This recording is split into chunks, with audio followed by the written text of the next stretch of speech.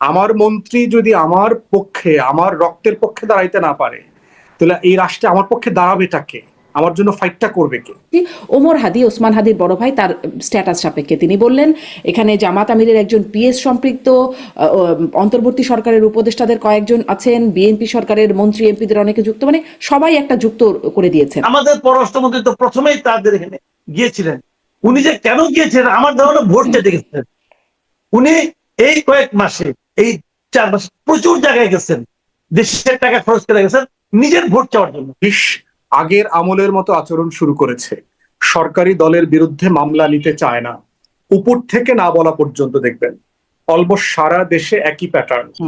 এত আলোচনা হলো, মানে আমরা আসলে জানতেই পারলাম না, সংসদের প্রশ্নগুলো কেউ তুললই না। ধরেন খুব শক্তভাবে হামের প্রসঙ্গ, খুব শক্তভাবে বাণিজ্য চুক্তি, মানে বাণিজ্য চুক্তি শুধু রুমিন ফারহানা তুলেছিলেন, সেটিও আসলো না। বিরোধী দল মানে যেগুলো মানুষ বাইরে এত আলোচনা করছে, সমালোচনা করছে, এগুলো মানে এগুলো কেন তোলা হচ্ছে না? ব্যারিস্টার ফুয়াদ, আপনার কাছ থেকে শুরু করি। সরকারের পারফরমেন্স কেমন মনে হলো, বিরোধী দলেরও পারফরমেন্স কেমন মনে হলো এই সময়? ধন্যবাদ। সরকারের পারফরমেন্সটা একটু লেজে গোবরে লাগতেছে আর কি, সবকিছু মিলিয়ে। এটার বড় কারণ হচ্ছে যে বিএনপি সরকার আকারে যাই যেগুলো বলেছে আর যেগুলো করছে, এগুলো খুবই অ্যাপারেন্টলি কন্ট্রাডিক্টরি মনে হচ্ছে। যেমন ধরেন, বিএনপি লিডারশিপের একটা বক্তব্য ছিল যে আমরা ক্ষমতায় আসলে রাজনৈতিক বিবেচনাতে কোনো আর্থিক প্রতিষ্ঠানে আমরা কখনোই কোনো অ্যাপয়েন্টমেন্ট দিব না, এগুলো রাজনীতির উপরে থাকতে হবে। কিন্তু আমরা দেখলাম যে বাংলাদেশ ব্যাংকের প্রধান থেকে শুরু করে যে অ্যাপয়েন্টমেন্ট গুলো হয়েছে, আর্থিক খাতে সংস্কারের রিলেটেড যে আপনার যে অর্ডিন্যান্স গুলো ছিল সেগুলো অ্যামেন্ড করেছে অথবা র্যাটিফাই করে নাই। এখন দেখেন আবার ইসলামী ব্যাংক এস আলমের হাতে তুলে দেওয়ার জন্য যেটা করছে, দেশের সবচেয়ে বড় ফাংশনাল ব্যাংক, দেশের 40% লিকুইডিটি, হচ্ছে ইসলামী ব্যাংকের।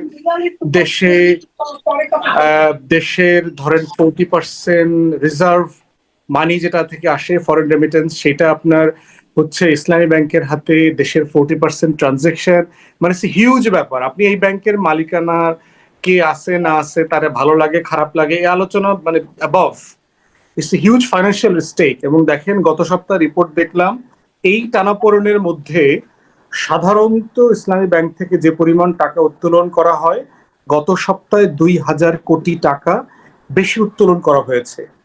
এর মানে দেখেন যে আপনার গ্রাহকদের মধ্যে কিন্তু একটা টেনশন কাজ করতেছে। এবং এত বড় একটা ফাইন্যান্সিয়াল ইনস্টিটিউশন যদি আবার টেন্স হয়ে যায়, আবার যদি এখান থেকে টাকা ওঠানো শুরু হয়, তখন দেখবেন যে সরকার কিন্তু ফাইন্যান্সিয়াল ইন্ডাস্ট্রিতে কলাপস করবে, কারণ it's huge money making machine. এবং এর সাথে কানেক্টেড যে জনগোষ্ঠী আছে তাদেরকে যদি একটু বলা হয় যে আপনারা এখান থেকে টাকা তুলে ফেলেন, আপনি দেখবেন যে 2 সপ্তাহের ভিতরে টোটাল ব্যাংক খালি হয়ে যাবে। এইরকম ইন্টারকানেক্টেড ট্রাস্ট ডেফিসিট আছে এখানে, হিউজ। তো সেরকম জায়গাতে বিএনপি দেখেন ফাইন্যান্সিয়াল ইন্ডাস্ট্রিতে যেটা করছে সেটা খুবই দুঃখজনক আর কি। দ্বিতীয় এক্সাম্পল দেই, দেখেন মাননীয় প্রধানমন্ত্রী বললেন যে আমরা পুলিশে, আইন শৃঙ্খলা বাহিনীতে রাজনৈতিক বিবেচনা অ্যাপয়েন্টমেন্ট দেওয়ার কারণে গত 17 বছর এগুলো হয়েছে। ওই একই জায়গাতে একজন রেঞ্জ ডিআইজি বললেন যে তিনি ক্লাস 7 থেকে জিয়ার আদর্শে অনুপ্রাণিত, এবং তার এই পুরো বক্তব্যের ভিতরে পিএম কে ইন্টারফেয়ার করলেন না, যে আপনি এগুলো থামেন, এগুলো রাখেন, এসব বক্তব্য এখানে মানানসই না, পেশাদার না, এগুলো বললেন না। পুলিশের আইজি থেকে শুরু করে বিভিন্ন পর্যায়ে দলীয় লোকদেরকে অ্যাপয়েন্ট করা এবং সবচেয়ে দুর্নীতিবাজ অফিসারদেরকে আপনার টাকার বিনিময়ে শত শত কোটি টাকা লেনদেন বাণিজ্য করে অ্যাপয়েন্ট করেছে। এর কি কোনো প্রমাণ আছে নাকি একদম মানে ঢালাও একটা অভিযোগ করলেন শত শত কোটি টাকা বাণিজ্য? ঢালাও হচ্ছে, যেমন এই জিনিসগুলো তো আসলে প্রমাণ করবার জন্য চেষ্টা করবে কে? আপনার দুদকটাকে তো আপনি মর্গে ভরে রাখছেন, আপনি যে ফাইন্যান্সিয়াল করাপশন গুলো নিয়ে কথা বলবেন কোথায় করবেন? এস আলমকে ব্লাঙ্ক চেক দেবার জন্য হচ্ছে পুরো দুদকটাকে ডিসফাংশনাল করে রেখেছে, অকার্যকর করে দিয়েছে, কারণ আপনি দলীয় লোক দিয়ে এস আলমকে ক্লিন শিট দিতে পারবেন না। থার্ড এক্সাম্পল দেই, ঢাকা বিশ্ববিদ্যালয়ে মাননীয় প্রধানমন্ত্রী একটা প্রোগ্রামে গেলেন, আপনি দেখেছেন কয়েক সপ্তাহ আগে। তিনি বক্তব্যে বলছেন যে আমাদের বিশ্ববিদ্যালয়গুলোতে লেখাপড়ার মান নষ্ট হয়ে যাচ্ছে রাজনৈতিক বিবেচনাতে শিক্ষক নিয়োগের কারণে। তার ডানে বামে কিন্তু সব ধান কাটা ভাইস চ্যান্সেলররা বসা, কিন্তু তাহলে এই যে দেখেন, এই যে কথা কাজগুলোর সাথে মানে আপনি খুবই ডাউন টু আর্থ, আপনি খুব সাদামাটা চলাফেরা করছেন, আপনি আপনার গাড়ির ড্রাইভার, তেলের খরচ নিজে নিজে বিয়ার করছেন, আমার কাছে এগুলো কোনো ভ্যালু নাই। তো এটা আমার কাছে যায় আসে না, কারণ রাষ্ট্র আপনাকে অ্যাফ্লুয়েন্টলি জীবনযাপন করবার জন্য অলরেডি অনুমোদন দিয়েছে।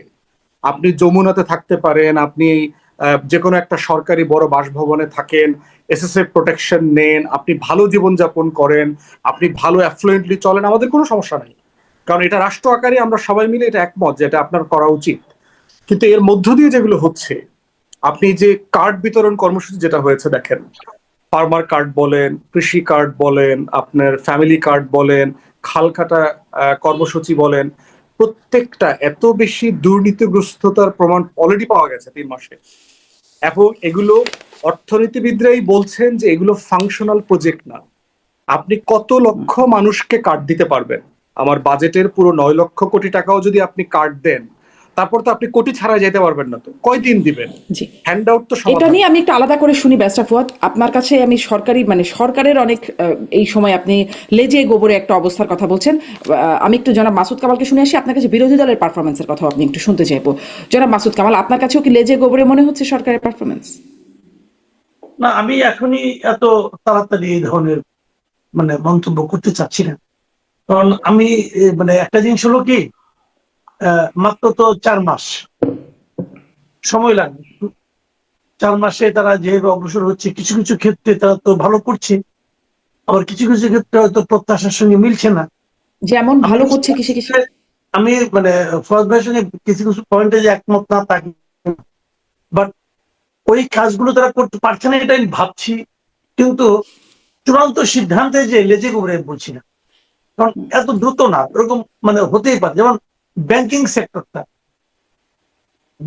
সেক্টরটা এই সরকার শুরু থেকেই ভালো করতে পারছে না, এতে কোনো সন্দেহ নাই।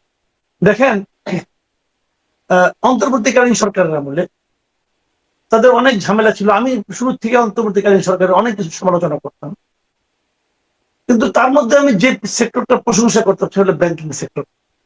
আমার কাছে মনে হয়েছিল শুরুর দিক থেকে যে আহসান এস মানসুর উনি বাংলাদেশ ব্যাংকের গভর্নর হওয়ার পরে উনি ব্যাংকিং সেক্টরটাকে একটা সিস্টেমের মধ্যে আনতে পেরেছেন। একটা জায়গা ছাড়া, একটা জায়গাটা হলো এই যে 5টা ইসলামী ব্যাংকে যে একত্র করলেন, ওইটা করার আগে উনি কিছু কথাবার্তা বলেছিলেন যে এই ব্যাংকগুলো শেষ হয়ে গেছে, এই ব্যাংকগুলো দুর্বল ব্যাংক, এই সমস্ত বলে করে ওই ব্যাংকগুলোকে উনি একদম আসলে মেরেই ফেলেছেন। এর মধ্যে অনেক ব্যাংক ছিল যেটা খুব শক্ত ব্যাংকই ছিল, কিন্তু ওনার ব্যক্তিগত রোষের কারণে, ওনার ব্যক্তিগত কিছু ঝামেলা হয়েছিল দু একজন ব্যক্তির সঙ্গে, সেই প্রতিহিংসা চরিতার্থ করতে গিয়ে উনি ওই 5টা ব্যাংকের 75 লাখ গ্রাহককে একদম মাটিতে বসাই দিয়েছেন। সেই 75 লাখ গ্রাহক এখন কিন্তু তাদের জমানোর টাকাটা পর্যন্ত ফেরত পাচ্ছে না। এবং ব্যাংকগুলোতে বলছে যে অমুক সময় গত 1 বছরে যে মুনাফা দিয়েছি ওটাও দিব না আপনাকে, ওটা আপনার জমানো টাকা থেকে কেটে নিব। এই ধরনের উদ্ভট সব কথা বলছে। এটা পৃথিবীর কোথাও এইভাবে চলে না, হতে পারে না। উনি ওই একটা দুই মানে জঘন্য কাজ করেছেন। এর বাইরে উনি কিন্তু ব্যাংকিং সেক্টরটাকে একটা সিস্টেমে নিয়ে আসছেন। তো ওই যে বলে না যে এত ভালো আমার সহ্য হয় না, কি করব। কাজেই উনাকে অপমান করে বের করে দিয়ে সেখানে একজন ব্যবসায়ী, যে ব্যবসায়ী আবার 2 দিন আগে ছিল ঋণ খেলা, সেরকম ব্যবসায়ীকে গভর্নর বানানো হয়েছে, এই গভর্নমেন্ট বানাইছে। এবং এই যে ব্যবসায়ী মোশতাকুর রহমান যে যাই গভর্নর বানানো হয়েছে, ওনার সঙ্গেও কিন্তু এস আলমের ভাইয়ের একটা ব্যবসায়িক লিঙ্কের কথা আমি ইদানিং বিভিন্ন মিডিয়ায় দেখতে পাচ্ছি। এবং তারপর যখন তারা এখানে ইসলামী ব্যাংকে হাত দিল, এবং ইসলামী ব্যাংকের যে লোকটাকে চেয়ারম্যান বানানো হলো, এই লোকটার কি মানে সুনামে ভরপুর। এর আশেপাশে গেলে কি আতরের গন্ধ বেরোয় নাকি ভাই? এর চারদিন তো দুর্গন্ধ বেরোয়। এর অতীতে যদি তাকান, খুশি আলমের সবাই অতীত যেটা তাকান কি দেখবেন উনি। আচ্ছা উনি বলেন তো বাংলাদেশ ব্যাংকের ডেপুটি গভর্নর ছিলেন, কোন আমলে ছিলেন? হাসিনা আমলে ছিলেন, তাই না?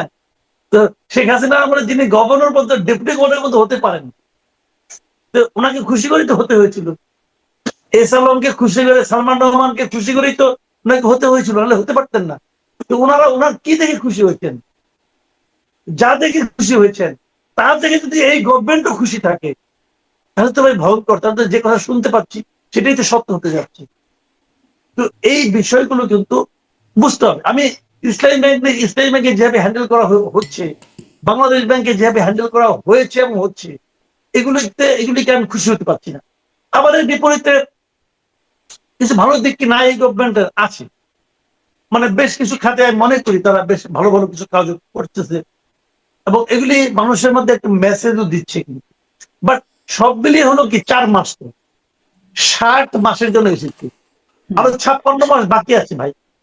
তো আমি বলছি না যে একদম 60তম 59তম মাসে যে আমি সিদ্ধান্ত দেবো, তা বলছি না। অন্তত 1/4 টাইম তো যাক, একটা কিছু শুরু করতে। ধর যে জিনিসটা নাকি ইউনূস সাহেবের, মানে যিনি প্রেস সেক্রেটারি ছিলেন বা অন্যান্য যারা ছিলেন, যারা কথা বলতেন, তারা তো বলতেন যে আমরা একটা ভঙ্গুর অর্থনীতি পেয়েছি, আমরা এই অবস্থায় এসে এটা ঘুরে দেওয়া সমস্যা, সময় লাগবে, হ্যান লাগবে, বলছেন। তো আমরা কি দেখেছি? আমি যদি শেখ হাসিনার আমলটাকে একটা ভয়ঙ্কর লুটপাটের সময় হিসেবে বিবেচনা করি, ইউনূস সাহেবের সময়টাকে কি আমি সেই লুটপাটের সেই ভাঙ্গা অবস্থা থেকে ঘুরে দাঁড়ানো অবস্থা বলবো? পারবো। ওনারাও তো লুটপাট কেউ কম করেন নাই, যারা এখন তো ধীরে ধীরে অনেক কিছু বেরোচ্ছে, তো ওনারাও তো লুটপাট করেছেন একদম প্রতিযোগিতা দিয়ে। কোথাও কোথাও তো ওনার 16 বছরের অথবা 15 বছরের লুটপাটকে 4 মাসের অথবা 1.5 বছরের দিয়ে লুটপাট দিয়ে অতিক্রম, মানে ও করেছেন অনেকে।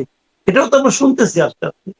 তো এই জায়গাগুলো কিন্তু তারপরে 2 দফা হওয়ার পর, লুটপাট হওয়ার পর, তারপরে তো বিএনপি আসছে। কিন্তু বিএনপির জন্য তো তাদের সামনে একদম মানে ফুল বিছানো কুসুম, মানে ই করা পায় নাই, বিছানা পায় নাই। তাদের জন্য ঝামেলা হয়েছে, তাদেরও সময় লাগবে, বাট সময় দিতে হবে। আমি ফৌজ ভাইয়ের আরেকটা কথার সঙ্গে খুবই একমত, সেটা হলো দুদক নিয়ে। 4 মাস হয়ে গেল, আপনি দুদক ঠিক করতে পারলেন, দুদক লোকই দিতে পারলেন না ভাই। কেন পারলেন না? আমি একজনকে জিজ্ঞাসা করেছিলাম, ভাই কেন পাচ্ছেন না আপনারা? তিনি বললেন যে আমরা লোক পাচ্ছি না। তা আমি বললাম ভাই এই দেশে লোক নাই। আমি ওনাকে সঙ্গে সঙ্গে 2-3 জন লোকের নাম বললাম যে এই লোকগুলিকে লোক না। আপনার দলের হয়তো পান, আপনি তো খুঁজতেছেন যে বিএনপি দলের লোক পাচ্ছি না। বিএনপি দলের লোক না পেলে তো আপনি এটা চুপ করে থাকা উচিত। কারণ এটা হচ্ছে আপনি বলেন তাহলে বিএনপি দলের দুদকে চেয়ারম্যান করার তো লোক নাই, এটা তো আরো ভয়ঙ্কর অবস্থা। বলার দরকার নাই বিএনপির হতে হবে কেন? আপনি দুদকে চেয়ারম্যান অথবা মেম্বার করবেন, বিএনপির হতে হবে কেন? যদি বিএনপিরই হয় তাহলে আগের সঙ্গে বর্তমান পার্থক্যটা কি হলো? তো আপনারা লোক দেন, আর যদি লোক যদি নাই দিতে পারবেন। আসলে কি পার্থক্য আছে জানাব মাসুদ কামাল? মানে দুদকে বিএনপি ভাবতে চাই আছে কিনা আছে, আমি কিন্তু নিয়তির কথা বলবো না। আমি তো ভাবতে চাই, আমি কি চাই বলেন তো? এদেশে একজন নাগরিক হিসেবে আমি কি চাই? আমি সব সময় চাই সরকারটা ভালো করুক। এই কারণে আজ যদি জামাতের গভর্নমেন্ট আসতো আমি তাও চাইতাম সরকারটা ভালো চলুক, ভালো করুক। এই জন্য চাইতাম। ওতে ওই জামাতের কি সুনাম হলো কি দুর্নাম হলো এটা আমার দেখার ব্যাপার না। সরকার ভালো চালালে, দেশ ভালো চললে আমি তো ভালো চলি। সরকার যদি খারাপ চালায় আমি ভালো চলি। আওয়ামী লীগ আমি ভালো ছিলাম, বুকে হাতে বলতে পারতাম না রে ভাই।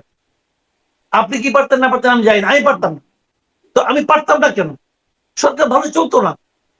তো আমি সবসময় চাই সরকারটা ভালো চলুক, যেই চালাক। এবং তাহলে এরপরে কি চাই? এরপরে চাই যে আবার আরেকটা সরকার আসুক যে নাকি আরো ভালো চালাবে। আমি তো মন্দের কথা ভাবতেই চাই না। তো এই কারণে আমি বলি যে দুদকটা যদি ওনারা ঠিকঠাক মতো করতে না পারে, এটা বলতো ওনাদের ব্যর্থতা। এটা ভালো। ধন্যবাদ মাসুদ কামাল। মানে এটা একটা বিশাল প্রশ্ন। নিয়োগ করা সবচেয়ে বড়, আমি এক লাইন শেষ করি, নিশ্চয়ই সবচেয়ে বড় ক্রাইটেরিয়া। আমি সরকারকে রিকোয়েস্ট করবো আপনার এমন একজন লোককে দুদকের চেয়ারম্যান বানান, যিনি নাকি সরকার প্রধানের চোখের দিকে তাকিয়ে বলতে পারবে যে আপনার এই সিদ্ধান্ত আমার কাছে ঠিক মনে হচ্ছে না, যে কোনো একটা ব্যাপারে, যে কোনো একটা ইস্যুতে। এইটুকু বলার যার সাহস আছে সেরকম একজন লোক দুদকের চেয়ারম্যান বানান। জি, অনেক ধন্যবাদ। মানে এটা একটা খুবই বড় প্রশ্ন যে এখনো পর্যন্ত দুদকই সেট কেন করা গেল না, দুদকের নিয়োগই কেন দেওয়া গেল না, খুবই বড় প্রশ্ন। আমি ব্যারিস্টার ফুয়াদ আপনার কাছে জিজ্ঞাসা করছিলাম বিরোধী দলের পারফরমেন্স আপনার কাছে কেমন মনে হলো এই 3.5 মাস বা কাছাকাছি সময়? আমি একটু আগের প্রশ্নটা একটু মানে অ্যাড করি। সেটা হচ্ছে যে আপনার গণ অভ্যুত্থানটা হয়েছিল কিন্তু কিছু আকাঙ্ক্ষা নিয়ে, প্রাতিষ্ঠানিক সংস্কার তার ভিতরে একটা। যে আওয়ামী ফ্যাসিবাদ যেটা করেছে, আমার 17 বছরে রাষ্ট্রের প্রত্যেকটা প্রতিষ্ঠানকে ভেঙে দিয়েছে, দুর্বল করে ফেলেছে। আমরা চেয়েছিলাম যে নাগরিক আকারে যদি সেবা পেতে হয় তাহলে এই প্রত্যেকটা প্রতিষ্ঠানকে এনফোর্স করতে হবে, স্ট্রেংথেন করতে হবে। সেটা আমার ল এনফোর্সমেন্ট এজেন্সি বলেন, আমার জুডিশিয়ারি বলেন, আমার পুলিশ র্যাব বলেন, আমার ফাইন্যান্সিয়াল ইন্ডাস্ট্রি বলেন, প্রত্যেকটা সেক্টর, আমার ব্যুরোক্রেসি বলেন। কিন্তু আপনি দেখেন প্রত্যেকটা জায়গায় যেটা হচ্ছে, ব্যুরোক্রেসি দেখেন সাংবাদিকরা অলমোস্ট সবাই যারা সচিবালয় বিট কভার করে পিওরলি সোল্ড আউট হয়ে গেছে। দু একজন ভালো সাংবাদিক আমাদেরকে কানে কানে এসে বলে যে ভাই অমুক জায়গায় এইভাবে অমুকের মাধ্যমে, অমুক অফিসের মাধ্যমে, অমুকের ফোনে এইভাবে নিয়োগ হয়েছে এবং ডলারে লেনদেন হয়েছে, ব্রিফকেস ভরে দিয়ে আসছে। এখন আপনি চিন্তা করেন সোনার বাংলাতে সবসময় কোন সরকারের আমলে এই কথাটা একজন সাংবাদিক বলতে পারবে? কল্লা কয়টা মাথায়, তাকে তো বেঁচে থাকতে হবে। সেই জায়গাতে দেখেন যে আমরা যে আকাঙ্ক্ষাগুলো করছি না, প্রত্যেকটা প্রতিষ্ঠানে দেখেন, ব্যাংকিং ইন্ডাস্ট্রিতে অ্যাপয়েন্টমেন্ট দেখেন, ব্যুরোক্রেসিতে অ্যাপয়েন্টমেন্ট দেখেন, পুলিশে অ্যাপয়েন্টমেন্ট দেখেন, র্যাবের ব্যাপারে দেখেন। বিএনপি পর্যন্ত বলেছে র্যাব বিলুপ্ত করা হবে। একটা ইউএস ট্রেজারির স্যাংশন সংগঠন মানবাধিকার ভায়োলেট করেছে, তাদের ডিজি তারপরে সাবেক বর্তমান কর্মকর্তা মিলে 6 জন স্যাংশনের শিকার হয়েছে। এমন একটা সংগঠনকে আমার কেন রাখতে হবে? আমরা সবাই মিলে একমত হয়েছিলাম, সেটা তারা করলেন না। তারা আবার নতুন ভাবে তাকে নাকি রিডিফাইন করবেন, রিঅর্গানাইজ করবেন, এগুলো করবেন। তাহলে লেজে গোবরে বলছি এই কারণে যে আপনার সিম্পলি কথা কাজের তো মিল দেখতে পাচ্ছি না। মানে আপনি অনেক সাদামাঠা জীবনযাপন করছেন। মাননীয় স্বরাষ্ট্রমন্ত্রী দেখেন আমার নাগরিকদেরকে সীমান্তে হত্যা করা নিয়ে যে কথাটা বলেছে, সেটার সাথে আওয়ামী লীগের স্বরাষ্ট্রমন্ত্রীর কথা শব্দে শব্দে বাক্যে বাক্যে মিল আছে। আওয়ামী লীগের পররাষ্ট্রমন্ত্রীর কথা শব্দে শব্দে বাক্যে বাক্যে মিল আছে। তাহলে আমি পরিবর্তনটা কোথায় দেখতে পাচ্ছি?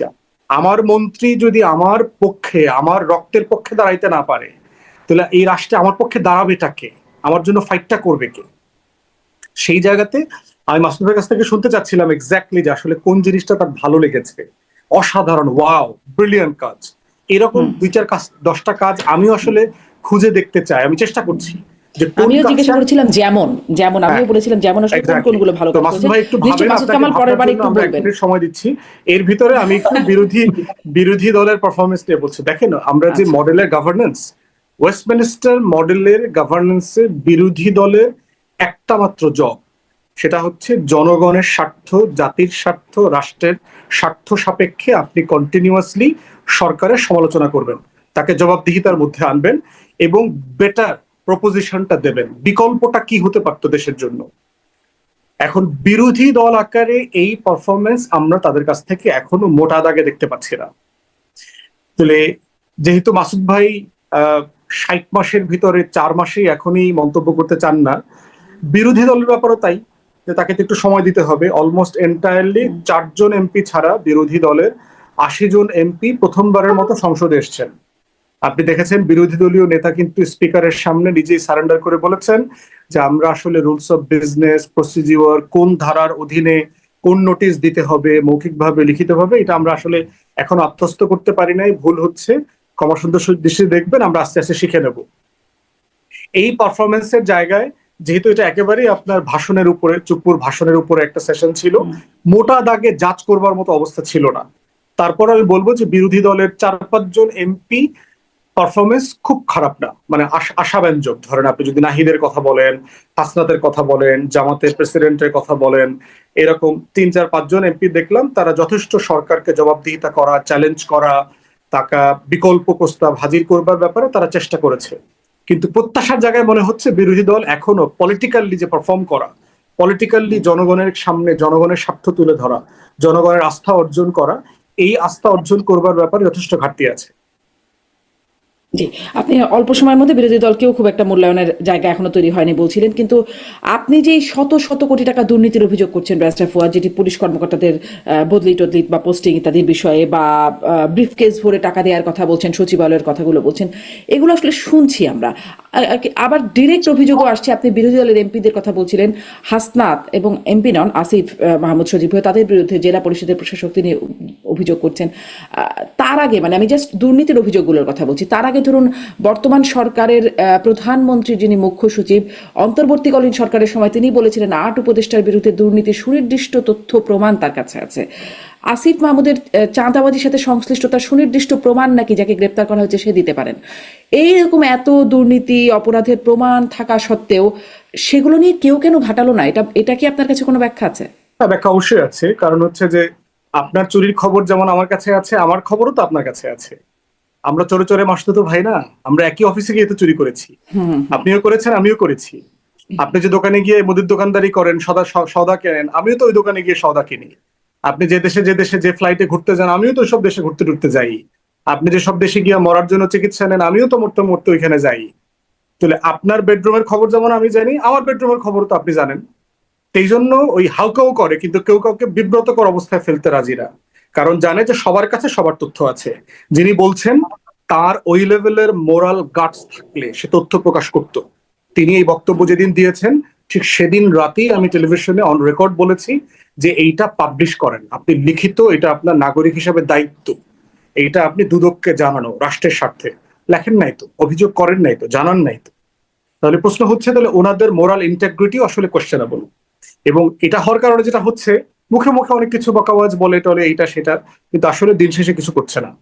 ইনস্টিটিউশন ওয়াইজ দেখেন, আপনি আপনি যে এগুলোকে এক্সপোজ করবেন, আপনার তো প্রতিষ্ঠান লাগবে, কার মাধ্যমে এক্সপোজ করবেন।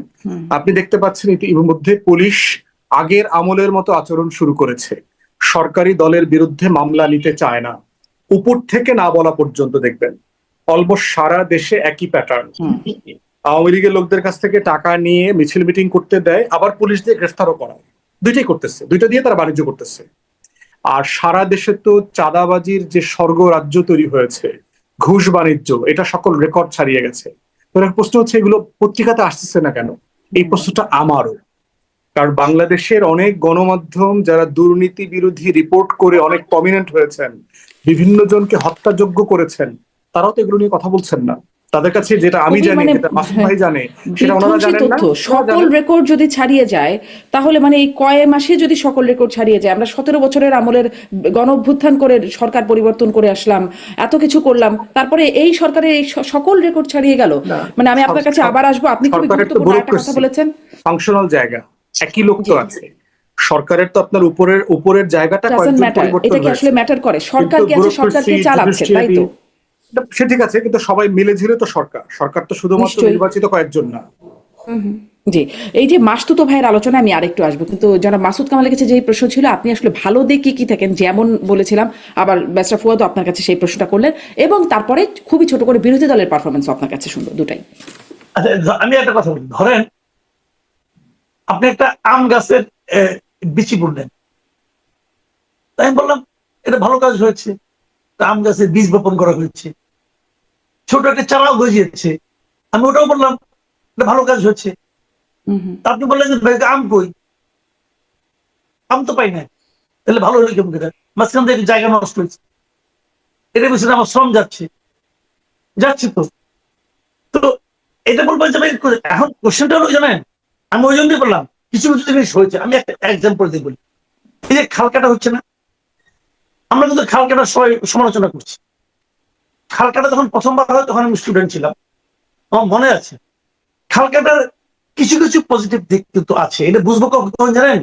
শীতকালে, যখন নাকি বর্ষাকাল না থাকবে। এখন তো বর্ষাকালে শুরু হলো এই কাজটা, পানি কিন্তু কিছু জমবে, এখানে খালগুলোতে কিছু পানি থাকবে, এটার একটা সুফল কিন্তু আমরা পাবো। তো এখন আপনি যদি বলেন যে এখন খাল কাটার দরকারটা, পানিতে এমনি আছে, এখন বর্ষাকাল তো, এখন আমি এটা বুঝবো না কিন্তু। এরকম কিছু দীর্ঘমেয়াদী কাজ কিন্তু আছে রে ভাই। আমি আপনাকে এক্সাম্পল দিয়ে বলি, শেখ হাসিনার আমলে উনি ওনার সামাজিক যে নিরাপত্তা বলয় যেটা তৈরি করেছিলেন, ভালো মানুষ ছিল কিন্তু, বৃদ্ধ একটা গরিব মানুষ। আমার কাছে একজন এক ড্রাইভার বলতেছিল, একদিন আমি একটা চ্যানেলে যাচ্ছিলাম, ওই চ্যানেলে একজন ড্রাইভার বলতেছিল যে তার 2 বাচ্চা হয়েছে। প্রথম মেয়ে যখন হয়, তখন উনি 3 দফায় মাতৃত্বকালীন ভাতা হিসেবে 24,000 টাকা পেয়েছে। আমি শেখ হাসিনা এত সমালোচনা করতাম, কিন্তু আমি জানতামই না যে শেখ হাসিনার সরকার একজন গরিব মানুষের যখন বাচ্চা হয়, তখন তাকে 24,000 টাকা ক্যাশ দেয়। আমি জানতাম না। তো আমার তো অজ্ঞতা আছে ভাই, আমরা কিন্তু অর্ধেক জানি চিল্লাচিল্লি আরম্ভ করে দিই। তো এটা তো শেখ হাসিনার খারাপ এসে চাই, বললাম ওরা অনেক খারাপ ছিল ভাই, কিন্তু পৃথিবীতে আপনি একটা মানুষও পাবেন না যে মানুষের সব খারাপ, আবার আরেকটা মানুষ পাবেন না যার সব ভালো। ভালো মন্দ মিলাইতে মানুষ। তো যেটা আমার কাছে বেশি মন্দ লাগে, তখন আমি তাকে বেশি মন্দ করি। তো ও বলতেছে আমি আমার প্রথম সন্তানের ক্ষেত্রে পেয়েছি, দ্বিতীয় সন্তানের ক্ষেত্রে পাইনি। আমি কেন পাঠাই, কেন ওই কি যখন নাম টাম নিয়ে গেছে তার কিছুদিন পরেই ডক্টর ইউনূসের সরকার আসছে, হাসিনা বিদায় হয়ে গেছে, নাম নিয়ে গেছে তো তাকে তো আর পাইনি।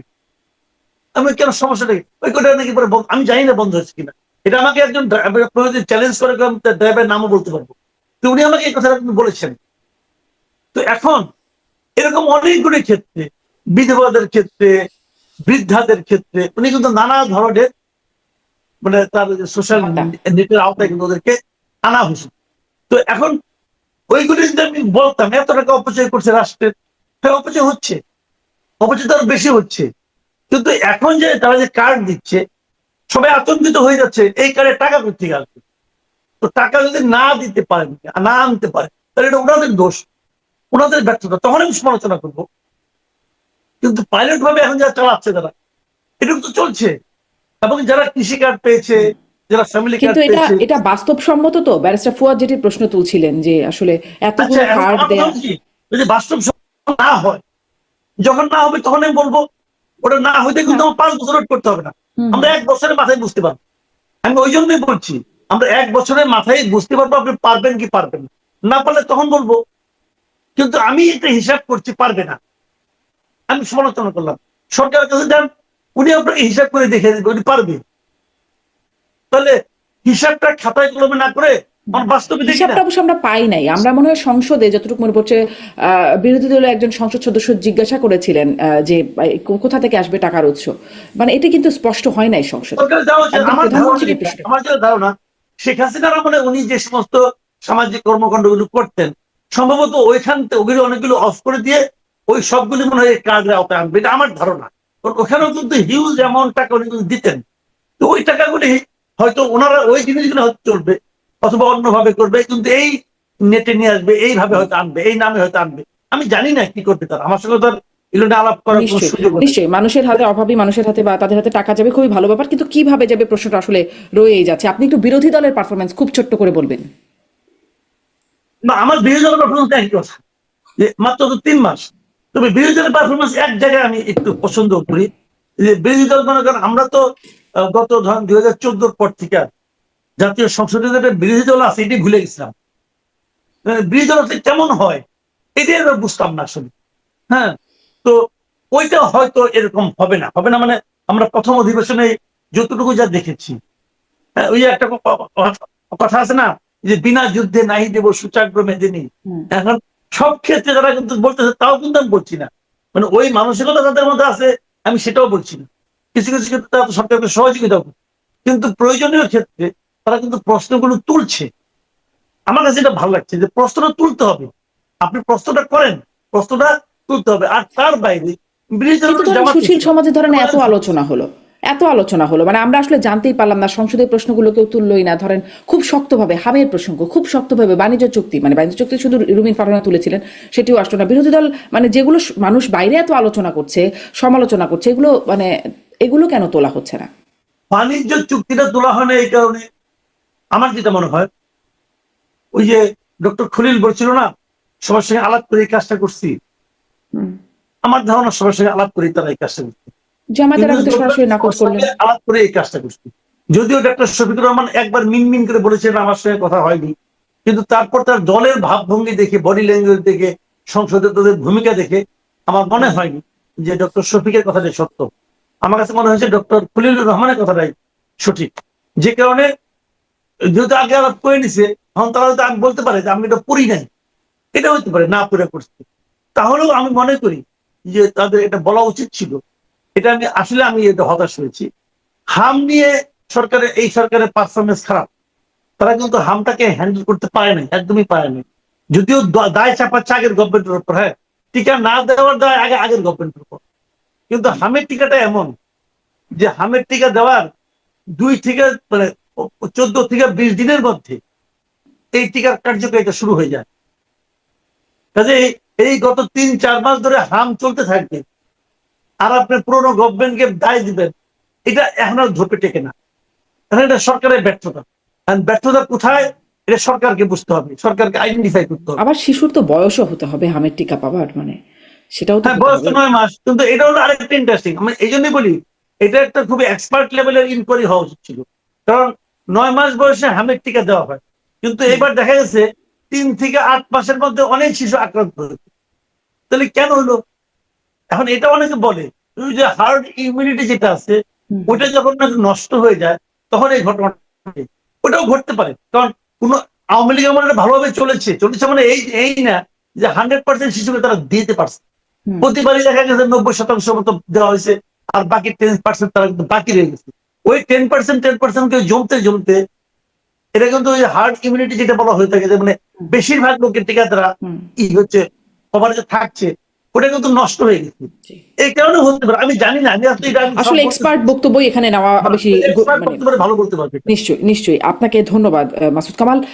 আপনার কাছ থেকে ব্যারিস্টার ফুয়াদ, এই যে আপনি বলছিলেন চোরে চোরে মাসতুতো ভাই, বা যারা মাসুদ কামাল বলছিলেন যে বিরোধী দলীয় নেতা বলেছেন, কিন্তু সেটা একটু মিনমিন করে ধরেন, যেটি পররাষ্ট্রমন্ত্রীর যে বক্তব্য সেটা প্রতিবাদ যেটি মিনমিন করে করেছেন। আমি আসলে এই মাসতুতো ভাই এবং মিনমিন নিয়ে একটু কথা বলতে চাই। ধরেন সম্প্রতি আমরা দেখলাম মমতা বন্দ্যোপাধ্যায় খুব বিস্ফোরক মন্তব্য করলেন হাতি হত্যাকাণ্ড প্রসঙ্গে। একদম স্বরাষ্ট্রমন্ত্রী, ভারতের স্বরাষ্ট্রমন্ত্রী অমিত শাহ সেটার সাথে জড়িত, তার নির্দেশে কাকে দিয়ে খুন করিয়েছেন সেগুলো তিনি জানেন, তিনি তথ্য ভাণ্ডার সত্য ভাণ্ডার এগুলো বলে দিলেন। কিন্তু মাসতুতো ভাই বলেই কি মানে দেশের কোথাও সেটি নিয়ে কিছু হলো না? ধরেন যখন হাতি মারা গেলেন, মানে হত্যাকাণ্ডের শিকার হলেন, তখন একদম দেশ জুড়ে তোলপাড় ভাঙচুর কত কিছু হয়ে গেল, বিক্ষোভ আন্দোলন, মানে একমাত্র ইস্যু হাতি হয়ে গেল। এখন এত বড় একটা বিস্ফোরক মন্তব্য হয়ে গেল, সরকার তো পাত্তাই দিল না, বললো আমলে নিচ্ছে না তারা। বিরোধী দলের পক্ষ থেকে আনুষ্ঠানিক কোনো বিবৃতি নেই, আপনাদের পক্ষ থেকে খুব শক্তপোক্ত দৃশ্যমান বা সরব কোনো অবস্থান চলমান এরকম কিছু দেখতে পাচ্ছি না। এখানেও কি কোনো মাসতুতো ভাইয়ের কারবার আছে? আচ্ছা, প্রথম কথা হচ্ছে যে বিএনপির পারফরমেন্সের ব্যাপারে পজিটিভ দিয়ে একটা জিনিস বলে আপনার উত্তর দিচ্ছি। প্রথম কথা হচ্ছে বিএনপির এই 3-3.5 মাসে সবচেয়ে যেটা ভালো লেগেছে সেটা হচ্ছে অন্তর্বর্তীকালীন সরকারের নেয়া কতগুলো সিদ্ধান্তকে ক্যারি অন করা। অনেকগুলো যারা করছে না, তার ভিতরে একটা হচ্ছে আপনি জানেন যে পদ্মা ব্যারেজ প্রকল্পটা পাশ করেছে, যেটা ইন্টারিম অ্যাডমিনিস্ট্রেশনের একনেকে পর্যন্ত উঠেছিল। অ্যাডভাইজাররা আলোচনা করেছেন এত বড় একটা টাকার প্রকল্প, এটা নির্বাচিত সরকারের জন্য আমরা এজেন্ডাভুক্ত করে রেখে যাই, এবং এটা পরবর্তী একনেকের মিটিং এ বিএনপি সরকার এটা পাশ করেছে। It's a brilliant initiative. আমাদের গঙ্গা চুক্তির ন্যায্য হিস্যার আলোচনা জারি রাখতে হবে, আমাদের একটা যৌক্তিক সিকিউরিটি ক্লোজ সহ একটা চুক্তি করতে হবে, যেটা এই বছর শেষে আপনার এক্সপায়ার করছে। এটা একটা ভালো দিক। দ্বিতীয়ত হচ্ছে 111-এর কুশীলবদেরকে বিচারের মুখোমুখি করা, দেশকে বিরাজনীতিকরণ করা, দেশে গণতন্ত্র ধ্বংস করা, বিদেশি শক্তির সাহায্যে এখানে পার্টিকুলার পছন্দের অপছন্দেরকে কাউকে যোগ করা, কাউকে বিয়োগ করা, এই রাজনীতির সাথে যারা জড়িত ছিল তাদের গ্রেফতার করা। এবং আমরা আশা করব যে মানে এইটা যেন তারা বিদেশি শক্তির সাহায্যে যোগ করা বিয়োগ করা এগুলো কি বন্ধ হলো? শুধুমাত্র 111 ব্যবস্থা নিলাম শেষ, নতুন করে তো হচ্ছে না। কিন্তু যদি ব্যবস্থা না নেন, বাংলাদেশে বিভিন্ন এস্টাবলিশমেন্টে যারা আছেন তাদের এই অ্যাডভেঞ্চারটা বন্ধ হবে না।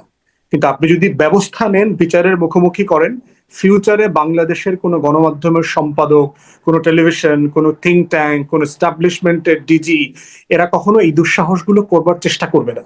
কোথাও না কোথাও খামি দিতে হবে। তো কেউ তো নামই বললেন না, আসিফ মাহমুদ, মানে নাসিরউদ্দিন পাটোয়ারি, তারা তো কেউ নামই বললেন না। মানে বিদেশি শক্তি শুধু বললেন বিদেশে অনেকে জড়িত আছেন, ডিপ স্টেট আছে, নামই তো বললেন। 111 এট লিস্ট তারেক রহমান 111-এর ওই সময় যেটা হয়েছিল সেটা খারাপ ছিল, এই সময় যেটা হলো ভালো হলো না, সেটা মোটেও না। যদি কেউ থেকে থাকে সেটা অবশ্যই সেটা ইনভেস্টিগেট করা হোক, বাট এট লিস্ট শুরুটা হয়েছে। আমরা চাই 111-এর সাথে যারা জড়িত ছিল তাদের বিচারটা হোক, একসাথেই দাবিটা উঠুক, সবাই বলুক যে কারা কারা এটার সাথে জড়িত। গণতন্ত্রহীনতার জন্য যদি কেউ দায়ী থেকে থাকেন গত অ্যাডমিনিস্ট্রেশনে, অবশ্যই তাদেরকে বিচারের মুখোমুখি করা যেতে পারে। আর হচ্ছে যেটা ভালো লেগেছে সেটা হচ্ছে যে আমাদের রাষ্ট্রকে ডিফেন্সে স্ট্রেনদেন করবার জন্য যে আপনার চায়না, তুরস্ক, পাকিস্তান এদের কাছ থেকে সরঞ্জামাদি কেনা এবং 2030 সালের যে আমাদের মডার্নাইজেশন গোল আছে সেই পলিসিটা ক্যারি অন করা। আমাদের রাডার সিস্টেম সেট আপ করা হয়েছে। ইদানিং জানেন যে আপনি বাংলাদেশ, আমাদের একটা বিমানবন্দরে একটা রাডার সিস্টেম ছিল না। গত 55 বছর ধরে এই টোটাল ফ্লাইটের এগেনস্টে যে ইনকাম এই পুরোটা ভারত পেয়েছে। প্রত্যেকটা ফ্লাইটের এগেনস্টে মিনিমাম $500 ধরেন। আপনি গত 55 বছরে আমি কত শত বিলিয়ন ডলার লুজ করেছি। ইকুয়ালি দেখা দরকার যে এই লস্ট টাকাটা যেটা আমার পাওনা ছিল এটা কোনোভাবে ইন্টারন্যাশনাল আইনে ফেরত আনবার সুযোগ আছে কিনা সেটাও পাশাপাশি দেখা দরকার। তো এই কাজগুলো সার্টেনলি আমি মনে করি যে বিএনপি সরকার যেটা ক্যারি অন করছে ইন্টারিম অ্যাডমিনিস্ট্রেশনের কাজ, সেটা সার্টেনলি তাকে অ্যাপ্রিসিয়েট করতে হবে। খাল কাটার কর্মসূচির সমস্যাটা কোথায় দেখেন, মাসুদ কামাল ভাই যে সময়টার কথা বলছেন সেই সময়টা আমার নদীতে পানি ছিল। আপনি খালে পানিটা আনবেন কোত্থেকে? আপনি তো নদীতে পানি থাকা তো তার সত্য। আমার তো ভারতের গঙ্গা থেকে শুরু করে 54টা অভিন্ন নদীতে বাঁধের কারণে যেটা হয়েছে, আমার নদীতেই তো আপনার আপনার শুষ্ক মৌসুমে পানি নাই। আপনি এটা এটা টেনেটা কি টেনে আনবেন? দ্বিতীয়ত প্রবলেম হচ্ছে যে 4000-এর মতো খাল যেটাকে আইডেন্টিফাই করা হয়েছে কাটবেন, তার অলমোস্ট প্রত্যেকটা খাল ইতিমধ্যে আপনার যে সরকারের কৃষি মন্ত্রণালয়, পানি ও সেচ মন্ত্রণালয়, তাদের বিভিন্ন প্রজেক্টের অধীনে ইতিমধ্যে খনন কর্মসূচি চলমান আছে। তো যে প্রজেক্টটা চলমান আছে আপনি এটাকে স্ট্রেনথেন করেন, কোনো গ্যাপ থাকলে সেই ভয়েডটা পূরণ করেন। এটাকে আলাদা প্রকল্প আকারে করবার কারণে যেটা হচ্ছে, এখানে লুটপাটের দলীয় নেতাকর্মীদের লেনদেন এবং খাওয়া দাওয়ার একটা সুযোগ তৈরি হয়েছে। সেটাকে অ্যাড্রেস করা দরকার। আমি ইন প্রিন্সিপাল খালখাটা কর্মসূচির বিপক্ষে না, কিন্তু যেই প্রসেসে ফলো করা হচ্ছে, যে তেলে মাথায় তেল দেবার তো কোনো প্রয়োজন নাই। আপনি হাদি নিয়ে যেটা প্রশ্ন করেছেন, ইকুয়ালি এই প্রশ্ন আমারও। এবং আমি কিন্তু ওই দিনকার থেকে শুরু করে আমি যতবার টেলিভিশনে গিয়েছি কথা বলেছি, এটা নিয়ে কথা বলেছি যে খুবই দুঃখজনক যে এই বিষয়টা ইনকিলাব মঞ্চ ছাড়া অলমোস্ট কেউই খুব সিরিয়াসলি রেইজ করেনি। এখন একটা বিষয় হতে পারে যে সবাই হয়তো ওয়েট করছে 7 তারিখে, কালকে পার্লামেন্ট বসবে, আমরা কালকে পার্লামেন্টে পরশুদিন এই বিষয়গুলো রেইজ করব। প্রবলেম হচ্ছে এই পার্লামেন্টটা তো বাজেটের পার্লামেন্ট। আপনি এজেন্ডাভুক্ত করে এমন এটা বিষয় তো আলোচনা, ওয়েট করার বিষয় বলে মনে হলো না তখন, যখন মানে মনে তো হয়নি যেটা ওয়েট করে দেখি, তদন্ত হোক, Absolutely, তারপরে কিন্তু absolutely, সেটা আমি দাবি করেছি যে আমাদের পররাষ্ট্র মন্ত্রণালয়ের পক্ষ থেকে চিঠি লিখে এটার ব্যাখ্যা দাবি করা উচিত। এবং এখনো কেন ফয়সাল থেকে শুরু করে যারা গ্যাং গ্রেফতার হয়েছে তাদেরকে কেন ফেরত পাঠানো হচ্ছে না, ভারতের ব্যাখ্যাটা কি? মানে থার্ড আপনি হচ্ছে, এককভাবে কেন দাবি করছেন? আপনি এককভাবে মানে বিরোধী দল আনুষ্ঠানিকভাবে কেন দাবি করছে না? তারা কেন সরব না? সেটা ধরেন, সরকার কেন হ্যাঁ, মানে একই সরকারের প্রশ্ন কাছে এই আমারও, বিষয়টা তো আছে, এক্স্যাক্টলি একই পররাষ্ট্র প্রশ্ন প্রতিমন্ত্রী আমারও। বলে দিলেন আমরা এটা আমলে নিচ্ছি না। হ্যাঁ, হ্যাঁ, এটা তো absolutely, তাদের। দেখেন, হ্যাঁ, আপনার সাথে আমি একমত। আপনার এই প্রশ্নের সাথে আমি আমি একমত যে এইটা খুবই দুঃখজনক এবং এইটা আমাদের ফরেন পলিসিতে সিরিয়াসলি প্রশ্নবিদ্ধ করবার মতো একটা জায়গা। একটা মাত্র ব্যাখ্যা যেটা আমি এখন চিন্তা করতে পারছি সেটা হচ্ছে, আমাদের পররাষ্ট্রমন্ত্রী এবং বাংলাদেশ জাতিসংঘের সাধারণ পরিষদের চেয়ারম্যান ইলেকশন নিয়ে তারা প্রচন্ড ব্যস্ত ছিলেন, তারা এটার মধ্যে এঙ্গেজ ছিলেন। আপনি দেখেছেন পুরো টিম জাতিসংঘে ছিল, এটা নিয়ে কাজ করেছে, তারা গতকালকে ফিরে আসছে। আসতেই হচ্ছে আবার টার্কিশ ফরেন মিনিস্টার আসছে। বাট একটা রাষ্ট্রের তো ক্যাপাসিটি অনেক বড় হইতে হবে, যে আমার পররাষ্ট্রমন্ত্রী যদি এক জায়গাতে ব্যস্ত থাকে, পররাষ্ট্র প্রতিমন্ত্রী যদি আরেক দেশে থাকে, এর মানে কি আমি অন্য কাজগুলো করব না? আমাকে কি একসাথে দেবী দুর্গার 10 হাতের মতো 10টা কাজ করার জন্য কেপাবল থাকতে হবে না? কেবল থাকতে হবে। তো তো সেই জায়গাতে এটা সিরিয়াসলি আমি আপনার সাথে একমত যে এখানে আমরা সিরিয়াস ঘাটতি দেখতে পাচ্ছি দুঃখজনক ভাবে। যে এই ঘাটতির কারণ কি মাসতুতো ভাই? মানে এই ঘাটতির কারণ কি মাসতুতো ভাই? কেন প্রশ্নটা করছি, ওমর হাদি, ওসমান হাদির বড় ভাই, তার স্ট্যাটাস সাপেক্ষে তিনি বললেন এখানে জামাত আমিরের একজন পিএস সম্পৃক্ত, অন্তর্বর্তী সরকারের উপদেষ্টাদের কয়েকজন আছেন, বিএনপি সরকারের মন্ত্রী এমপিদের অনেকে যুক্ত, মানে সবাই একটা যুক্ত করে দিয়েছেন। প্রশ্ন হচ্ছে যে ওমর হাদি এই কথাগুলো ইন্টারিমের সময় বললেন না কেন? কারা কারা এটার সাথে ইনভলভ ছিল? কারণ ইন্টারিম হয়তো অ্যাডমিনিস্ট্রেশন সে কারণে, যে কারণে মমতা বলেন নাই। তাহলে আপনি কি ওই যে লন্ডনে একটা পোস্টিং এর জন্য বলেন নাই তখন? মানে এখন ওই পোস্টিং এর চুক্তিটা যেন বাতিল না হয়, বিএনপি সরকারকে সেভ করা আপনার জন্য জরুরি হয়ে গেছে? মানে আপনাদেরকে এখানে স্বার্থ জড়িত হয়ে গেছে কিনা? আবার বোন প্রশ্ন করতেছে যে তার মাহাদির মামলার বাদী জাবের কেন? তাহলে প্রশ্ন হচ্ছে যে এই প্রশ্নগুলো আগে করলেন না কেন? এবং আগে করে এগুলোকে, তখন ইন্টারিম তো আপনার পক্ষে ছিল, আপনাকে সর্বোচ্চভাবে সহযোগিতা করেছে, পরিবারকে করেছে, তখন কেন এই প্রশ্নগুলো রেজ করলেন না? তাহলে প্রশ্ন হচ্ছে, আমরা চাই বিচার, আমরা চাই দ্রুততম সময় হোক, ন্যায্যতার সাথে হোক এবং পরিচ্ছন্নতার সাথে হোক। এইটা নিয়ে রাজনীতি, লাশ নিয়ে রাজনীতি, মামলা নিয়ে রাজনীতি, আমরা পুরো জাতি টায়ার্ড আসলে এগুলো দেখতে দেখতে। Simply it must not continue. মানে আপনি চান বলছেন, কিন্তু মানে আপনারা যে চান সেটির খুব শক্তপোক্ত নজির আমরা দেখছি না। যেটা মাসুদ কামাল, আপনার কাছে আপনার কি মনে হয় আসলে এখানে মাসতুতো ভাইয়ের কোনো ব্যাপার স্যাপার আছে? ধরেন আমি দেখলাম, আমি আরেকটা অনুষ্ঠানে কথা বলছিলাম ভারতীয় সাবেক প্রেস ক্লাব এর সাবেক সভাপতি গৌতম লাহিড়ীর সাথে। তাকে আমি এই প্রশ্নটা করছিলাম যে কেন ভারতের কেউ এটা নিয়ে কোনো কথা বললো না, স্বরাষ্ট্রমন্ত্রী কেন ব্যাখ্যা দিল না, কোনো সরকার কেন কথা বললো না, গণমাধ্যমগুলো কেন চেপে গেল? উনি আমাকে পাল্টা প্রশ্ন করলেন বাংলাদেশেও কেন কেউ করলো না। আমিও তাকে এই প্রশ্নটাই করলাম বললাম যে কেন আসলে বাংলাদেশে করলো না, এর মধ্যে কোনো যোগ সাজস আছে কিনা। তিনি বললেন তিনি এই প্রশ্নটা করবেন যখন তাদের প্রেস ব্রিফিং হবেন, রণধীর জয়সওয়ালকে প্রশ্নটা করবেন, এবং তিনি প্রশ্নটা করেছিলেন। মজার ব্যাপার হচ্ছে রণধীর জয়সওয়াল বললেন তিনি এই কমেন্টটা শোনেনি নাই, মানে মমতা বন্দ্যোপাধ্যায় যে এরকম একটা কমেন্ট করেছেন এটা নাকি তিনি শোনেনি নাই। কি মনে হয় আসলে কি কোনো যোগ সাজস, কোনো মাসতুতো ভাইয়ের ব্যাপার স্যাপার দেখছেন? বাংলাদেশের সরকার চেপে যাচ্ছে, বিরোধী দল চেপে যাচ্ছে, সবাই চেপে যাচ্ছে। আচ্ছা, মমতা বন্দ্যোপাধ্যায় কি বলেছিলেন খেয়াল করেন। উনি বলেছিলেন উনি তো আসলে কথাবার্তা বলেন খুব পিকুলিয়ার ভঙ্গিতে। উনি প্রায় কোনো বাক্য সম্পূর্ণ করেন না, অর্ধেক বলে আবার অন্যদিকে চট করে চলে যান। তো মোদ্দা কথা সব মিলিয়ে আমি যতটুকু বুঝেছিলাম যে বাংলাদেশে হাদিকে যে হত্যা করা হয়েছিল তার পেছনে কে আছে এটা ভারত জানে। মোদ্দা কথা কিন্তু এইটুকু, এটা ভারত জানে কে আছে। এটা উনি কোথায় পেলেন? আমার যেটা ধারণা, আমি যেভাবে চিন্তা করছি আর কি, উনি কিভাবে জানবেন? ফয়সালকে কলকাতা পুলিশ তো মানে পশ্চিমবঙ্গ পুলিশ অ্যারেস্ট করছে, করে তাকে তো জিজ্ঞাসাবাদ করছে, রিমান্ডে জিজ্ঞাসাবাদ করছে। তো ওই সময় আমার ধারণা ফয়সাল কিছু একটা বলেছে। এখন যেহেতু ওই সময় মুখ্যমন্ত্রী ছিলেন মমতা বন্দ্যোপাধ্যায় মুখ্যমন্ত্রী হিসেবে ওদের কাছে জানতে চাইতেই পারেন কি বলছে, কার নাম বলছে, তো ওনারা জানেন। এখন ওখানে কি নাম, সে কি আমার দেশের লোক না তার দেশের লোক না অন্য কোনো দেশের লোক, কি সমাচার, এটা আমি তো আর দূরের থেকে আপনিও বলতে পারবেন না, আমিও পারবো না। বাট প্রক্রিয়াটা মধ্যে এইভাবে ঘটেছে। এবং মমতা বন্দ্যোপাধ্যায় দাবি করেছেন ওই সময় তাকে স্বরাষ্ট্রমন্ত্রী বলেছেন যে এগুলি আপনি বললেন না, বললে পরে আমাদের সঙ্গে বাংলাদেশের সম্পর্ক আরো খারাপ হবে। খারাপ তো হয়েই আছে, আরো খারাপ হবে। এই পর্যন্ত কিন্তু আমার ধারণা এইভাবে ঘটনাটা ঘটেছে। কোনো সন্দেহ নাই যে মমতা বন্দ্যোপাধ্যায় যদি আজকে ইলেকশনে না হারতেন, বলতেন না, উনি কিছু বলতেন না। কিন্তু ইলেকশনে হেরেছেন এবং যে কারণে ওনার রাগ আছে, ক্ষোভ আছে এবং বিজেপিকে বিব্রত করার ব্যাপার আছে, এবং সেই জন্য উনি কথাগুলো কিন্তু বলেছেন। তো বলতে যে আসলে যে জিনিসটা হচ্ছে আমাদের জন্য কিন্তু একটা বড় ইনফরমেশন যে ওনারা জানেন এটা তো কাকে দিয়ে আমাদের খুন করিয়েছেন, কাকে দিয়ে খুন করিয়েছেন সেটা তিনি জানেন, এটা জানেন, ওনারা জানেন এবং স্বরাষ্ট্রমন্ত্রীকে উদ্দেশ্য করে বলছেন। এটা ভারত সরকার জানেন। তো এটা যদি জানেন, যদি বাংলাদেশের সঙ্গে ভারতের কূটনৈতিক সম্পর্কটা সেই পর্যায়ের হয়, আমরা তো এই মামলা তদন্ত করতেছি। আমি কিন্তু কোইদিন দেখলাম একটা মিডিয়াতে যে বাংলাদেশের তদন্তকারী কর্মকর্তারা বলেছেন যে তারা ওই জিনিসটাকে আমলে নিয়েছেন। আমলে নেন নাই তা কিন্তু না, আমলে নিয়েছেন তারা, যে তারা জানে। তো এখন এটা তারা যোগাযোগ করে পাওয়ার চেষ্টা করে, তাহলে হয়তো আমরা জানতে পারবো, আমরা হয়তো মামলাটা আমাদের জন্য।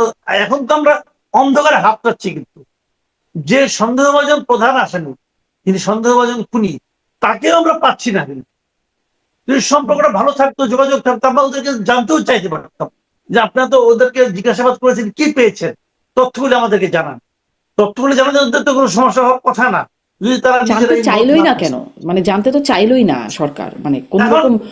এখন চায় না, এটাই আমি কি করে বলি, হয়তো আমাদেরকে বলে নাই, কিন্তু চাওয়া উচিত। আমি মনে করি জানতে চাইতে পারতো যে ঠিক আছে আইন কানুন সবকিছু ঠিকঠাক করে আপনারা পরে পাঠান। এখন দেখেন তাকে কোন আইনে ভারত গ্রেপ্তার করছে, একটা নিয়ম তো আছে ভারতের, এটা বাংলাদেশের একই নিয়ম যে যদি কোনো বিদেশি লোককে আমরা পাই, ভিসা ছাড়া আসে, পাসপোর্ট ছাড়া আসে, তাহলে তাকে তারা অ্যারেস্ট করে মানে অবৈধ প্রবেশের জন্য। এই মামলা তাকে করা হয়, তারপরে তাকে শাস্তি হয়, আদালত তাকে শাস্তি দেয় যে তুমি এটার জন্য তোমার 3 মাসের জেল, 2 মাসের জেল।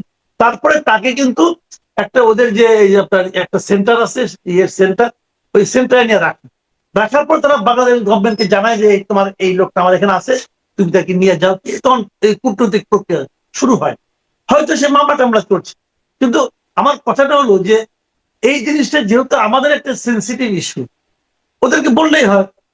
ভারতের এই সমস্ত আচরণ না আমাদের কাছে খুবই দুঃখজনক। যেমন উদাহরণ দিয়ে বলি, ওরা গত কয়েকদিন ধরে কিন্তু চলছে, আমি দেখলাম গত 5-6 দিনে সীমান্তের 5টা জায়গা থেকে 72 জন লোককে কিন্তু আমরা ফিরে দিচ্ছি। মানে আমাদের যদি বিজেপি অত স্ট্রং না থাকতো, ওরা যদি সতর্ক না থাকতো, তাহলে এই 72 জন তারা কিন্তু ঢুকাই দিত। খেয়াল করেন। এবং তাদের কাউকে ঢুকে দেয়নি তারই গ্যারান্টি কি? না, আমরা এখনো জানি না কিছু তেমন কিছু। একবার একটা জায়গায় মতো 2 জন 3 জনকে ঢুকাইছিল, আর বাদ বাকি কিন্তু ঢুকাইতে পারে নাই। ওই জন্য দেখলাম ছবি দেখলাম নিয়ে আসছে সঙ্গে করে, আমাদের বিজেপির সামনে দাঁড়িয়ে আছে, ঢুকাইতে পারে নাই। তো এই যে তারা ঢুকায়, ওরা বলে পুশ ব্যাক, আমরা বলি পুশ ইন, যাই বলি না কেন, ঢুকায় কোন আইনে? কোন আইন আছে? ভারতেরই কোন আইন আছে? আইন তো নাই। তারা আইনটা মানতেছে, তাদের আইন প্রয়োগকারী সংস্থা বেআইনি কাজ করতেছে। এই জন্য আবার মাঝখানে দেখেন, আমি আরেকটা ঘটনা বলি, যে ওই আসামের মুখ্যমন্ত্রী হিমন্ত বিশ্ব শর্মা, সে ইন্ডিয়ান মিডিয়ার কাছে একটা ইন্টারভিউ বলেছেন যে সে নাকি প্রতিদিন সকালে ঘুমের থেকে উঠে ঈশ্বরের কাছে প্রার্থনা করেন যেন বাংলাদেশের সঙ্গে ভারতের সম্পর্ক স্বাভাবিক না হয়, বন্ধুত্বপূর্ণ না হয়, প্রার্থনা করেন। কেন করেন তার ব্যাখ্যা উনি দিয়েছেন। উনি বলছেন যে বন্ধুত্বপূর্ণ হয়ে গেলে আমরা আর এখান থেকে পুশব্যাক করতে পারি না।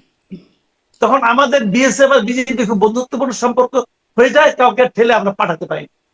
কিন্তু যদি সম্পর্কটা বন্ধুত্বপূর্ণ না হয়, তাহলে আমাদের বিজেপি প্রতি রাতে 10 জন 12 জন ভিতরে ঠেলে পাঠিয়ে দেয়। দেখেন, পুরো একটা অন্যায় কাজ, তাদের দেশের জন্য মানে অবৈধ কাজ, সেই কাজটা করার জন্য তাদের কি আগ্রহ, কি আকাঙ্ক্ষা।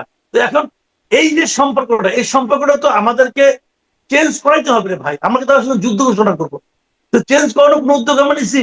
আমরা তো বলবো কাগজে কলমে যে আমাদের পররাষ্ট্রমন্ত্রী তো প্রথমেই তাদের এখানে গিয়েছিলেন। উনি যে কেন গিয়েছিলেন, আমার ধারণা ভোট চাইতে গেছিলেন। উনি এই কয়েক মাসে, এই 4 মাসে প্রচুর জায়গায় গেছেন, দেশের টাকা খরচ করে গেছেন নিজের ভোট চাওয়ার জন্য, নিজের যে সিভি, সেই সিভিটাকে আরো স্ট্রং করার জন্য। উনি দেশের জন্য কিছু করতে পেরেছেন, এখন পর্যন্ত টের পাইনি। যখন উনি বাংলাদেশের নিরাপত্তা উপদেষ্টা ছিলেন, রোহিঙ্গা বিষয়ক হাই রিপ্রেজেন্টেটিভ ছিলেন, তখনও উনি ওনার দায়িত্বগুলো কতটুকু করতে পেরেছিলেন এটা নিয়ে আমার সন্দেহ। কোন নমুনা আমরা পাইনি। বরঞ্চ উনি একটা চুক্তি করতে পেরেছিলেন বিএনপির সঙ্গে যে তোমরা কিন্তু ক্ষমতায় গেলে আমাকে নিতে হবে, অলিখিত চুক্তি হয়তো বা, তাহলে তার মতো লোককে আবার বিএনপি পররাষ্ট্র মন্ত্রণালয়ের মন্ত্রী পদে কেন নেয়? এটা এখনো আরেক রহস্য, ওই রহস্যের সমাধান হয়নি। আর এরপরে উনি নিজের কাজে দেশটাকে ব্যবহার করছেন, দেশের অর্থকে ব্যবহার করছেন। কারণ জাতিসংঘ সাধারণ পরিষদের চেয়ারম্যান হবেন, এটা এত গুরুত্বপূর্ণ পদ যে গত 10 বছরে কে গেছিল আপনি এখনো মুখস্থ 3 জনের নামও বলতে পারবেন না। এটা এমন গুরুত্বপূর্ণ পদ, এটা আমরা বিরাট খুশি। পেটে ভাত থাক আর না থাক, ইন্ডিয়ার সঙ্গে, চীনের সঙ্গে, অমুক দেশের সঙ্গে সম্পর্ক ভালো হোক আর না হোক, আমরা বিরাট খুশি যে খলিলুর রহমানের মতো একটা লোক, যেটাকে আমি আমার দৃষ্টিতে সরাসরি বাংলাদেশের স্বার্থকে যুক্তরাষ্ট্রের কাছে বিকিয়ে দিচ্ছি, যে লোকটা আমাদের গোলামী চুক্তিতে আবদ্ধ করেছে, যে লোকটা, সেই লোকটার পিছনে আমরা টাকা খরচ করছি তার ব্যক্তিগত প্রোফাইলকে রিচ করার জন্য। খুব দুঃখজনক। জি জি, আপনি আর একটা প্রসঙ্গ তুললেন, কিন্তু আমি ওই প্রশ্নটা আসলে খুব মানে স্পষ্ট হতেই পারছি না যে আসলেই মাসতুতো ভাইয়ের সম্পর্ক আছে কিনা চোরে চোরে, যে কারণে সবকিছু একটা চেপে যাওয়ার টেন্ডেন্সি ভারতেও বাংলাদেশেও। এই প্রশ্নটা যদি কখনো ব্যারিস্টার ফুয়াদ রাইটার উত্তর দিতে পারেন সত্যি করে, যে আসলে কি সম্পর্ক, সেটি আমি পরে হয়তো জানবো। কিন্তু ডক্টর খলিলুর রহমান প্রসঙ্গটাও আসলো, ব্যারিস্টার ফুয়াদ এই প্রসঙ্গটাও একটু চাই। তিনি জাতিসংঘ সাধারণ পরিষদের সভাপতি নির্বাচিত হলেন, মানে পররাষ্ট্রমন্ত্রী তো একটা more than full time job এটা। তারপরে উনি আর একটা জাতিসংঘের সাধারণ পরিষদের মানে সভাপতি হিসেবে কাজ করবেন, ছুটি নেবেন বলে শুনেছিলাম, এখন বলছেন ছুটিও মানে মনে হচ্ছে যেন কথা শুনে যে ছুটিও নেওয়ার দরকার নেই, একসাথে দুটো কাজ করা যায়, আগেও নজির আছে তিনি এরকম করবেন এই সময় এসে। আমাদের কি লোকের অভাব আছে, নাকি আসলে তিনি এতটাই যোগ্য যে সব কাজ তিনি একাই করবেন? না, মূল বিষয় দেখেন, যেখানে আসলে ব্যক্তি নির্বাচিত হয় না, জাতিসংঘে যেটা হয় দেশ নির্বাচিত হয়েছে। এর আগে যখন বাংলাদেশ তার ক্যান্ডিডেসি সাবমিট করে, তখন এটার প্রতিনিধি আকারে তখনকার যিনি অ্যাডভাইজার ছিলেন তৌহিদ সাহেব, ওনার নাম ছিল। এখন নির্বাচিত সরকারের পররাষ্ট্রমন্ত্রীর নামটা গেছে আর কি। তো এটা হচ্ছে দেশের ব্যাপার, এবং এটাকে মানে এত হালকা করেও দেখার দরকার নাই। মাসুদ ভাইয়ের সাথে এটার সাথে আমি একমত না। এটা নিশ্চয়ই খুবই গুরুত্বপূর্ণ আন্তর্জাতিক, হ্যাঁ, হিউজ রেসপেক্টের ব্যাপার। এবং এই বছর এটা পার্টিকুলারলি গুরুত্বপূর্ণ হচ্ছে এই কারণে, জাতিসংঘের মহাসচিবের মেয়াদ শেষ হচ্ছে ডিসেম্বরে, এবং ওই সেশনে নতুন মহাসচিব নির্বাচিত হবে। মানে এটা 5 ইয়ার টেনিয়রের ভিতরে সবচেয়ে গুরুত্বপূর্ণ সেশন হচ্ছে এই যে সেশনটা আসতেছে আপনার সেপ্টেম্বর থেকে। তো সেই জায়গাতে আমরা বোধ করি বাংলাদেশের মর্যাদা, সম্মান, এটা ব্যাপকভাবে বৃদ্ধি করেছে আমাদের স্ট্যাটাস। এখন প্রশ্ন হচ্ছে যে এইটা তো সরকারকে ঠিক করতে হবে। আপনার ফরেন মিনিস্ট্রিতে কিন্তু একজন প্রতিমন্ত্রী আছে, একজন অ্যাডভাইজার আছে। এখন উনি কি ছুটি নেবেন কি নেবেন না, এটা হচ্ছে রাষ্ট্রকে ডিসাইড করতে হবে যে আমরা ওনাকে মন্ত্রী আকারে রেখে আমার রাষ্ট্রের স্বার্থ রক্ষিত হবে না লঙ্ঘিত হবে। যদি সরকার মনে করে এটা ব্যাখ্যা দেখ যে ওনাকে রেখেই আমাদের কাজটা করলে আমাদের জন্য ভালো হয়। ওনাকে কেন মন্ত্রী বানানো হলো সেই ব্যাখ্যাই পেলাম না। না ওইটা তো ধরেন আপনাকে এটা ক্যাবিনেট সিলেকশন তো একান্ত প্রাইম মিনিস্টারের জুরিসডিকশন। উনি কেন সেটা করেছেন এটা উনি না বলা পর্যন্ত আমি আপনি স্পেকুলেট করতে পারবো, তবে এটার কোনো কনক্লুশনে আসতে পারবো না। আমি পার্সোনালি তাকে চিনি বহু বছর থেকে, আমাকে অত্যন্ত মেধাবী মানুষ মনে হয়েছে, অত্যন্ত সলিড ডিপ্লোম্যাসি বোঝেন। তারপরে হচ্ছে ওয়াশিংটনের ক্লোজ সার্কেল গুলোতে বাংলাদেশের স্বার্থ তুলে ধরবার জন্য যে সক্ষমতা দরকার এইটা ওনার আছে। জাতিসংঘের আনকাটে উনি প্রায় 25 বছর চাকরি করেছেন, সো উনি ইন্টারন্যাশনাল মেকানিজমটা বোঝেন বাংলাদেশকে রিপ্রেজেন্ট করবার জন্য। তো এই জন্য ওনার যোগ্যতা আন্তরিকতা কোনো কিছুর ব্যাপারে আমার ন্যূনতম কোনো সন্দেহ অথবা দ্বিধা নাই। এবং এটা নাই বলেই হয়তো এমনও হতে পারে যে বিএনপি সরকার মনে করেছে এর থেকে বেটার চয়েস বিএনপির কাছে এই মুহূর্তে নাই, তাকে এই জন্য পররাষ্ট্রমন্ত্রী করতে হয়েছে। তো এটা আমি সোফার মনে করি, এর বাইরে কোনো কিছু থাকলে এটা পরবর্তীতে কোনো একটা মেমোয়ারে হয়তো বা তারেক রহমান কোনো একদিন বলবেন, লিখবেন, অথবা কোনোদিন যদি বি চৌধুরীর ভাগ্য বরণ করতে হয় ডক্টর খলিলুর রহমানকে, তখন দুই পক্ষই বলবেন যে আসলে কেন কি করা হয়েছিল আর কি।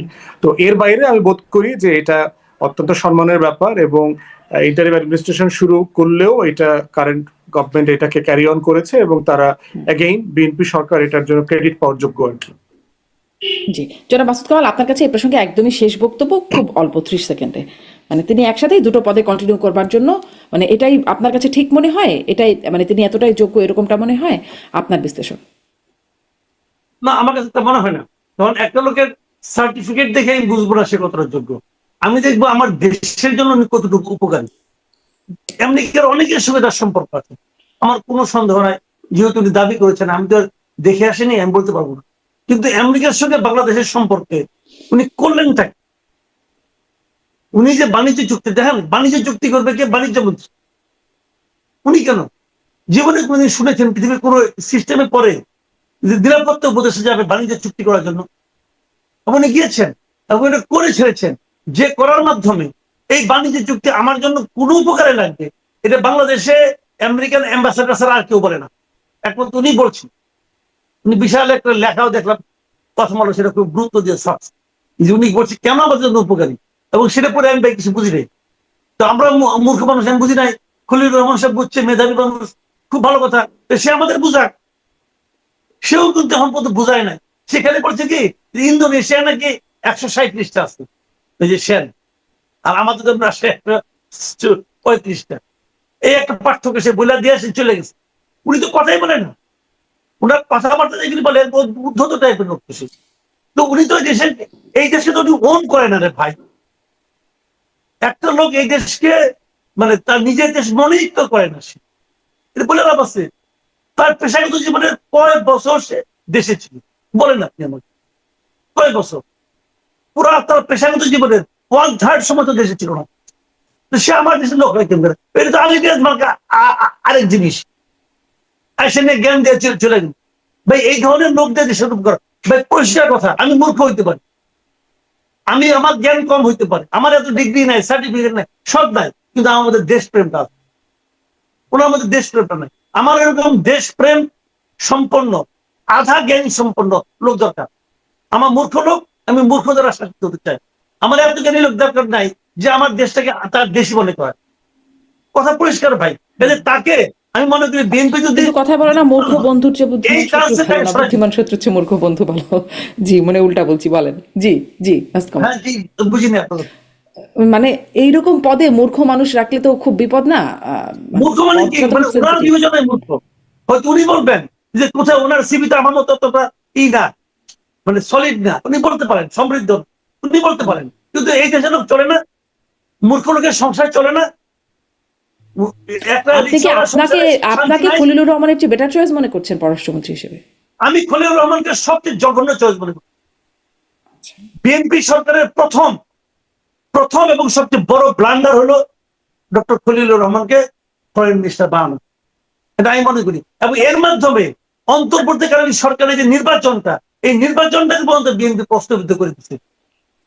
বিএনপি প্রমাণ করার চেষ্টা করছে যে অন্তর্বর্তীকালীন সরকার এই নির্বাচনে তার সঙ্গে পক্ষপাতিত্ব করছে। বিএনপিকে জেতানোর জন্য অন্তর্বর্তীকালীন সরকার চেষ্টা করছে খলিলুর রহমানের মাধ্যমে, যে কারণে পুরস্কার হিসাবে খলিলুর রহমানকে তারা মন্ত্রী বানিয়েছে। এটা আমার অভিযোগ। আমি যদি অভিযোগ করি, বিএনপি খণ্ডন করুক না, কেন পারে। এই অভিযোগটা অবশ্য বিরোধী দলও করেছে। জি, অনেক ধন্যবাদ জনাব মাসুদ কামাল। ব্যারিস্টার ফুয়াদ, আপনাকে অনেক ধন্যবাদ।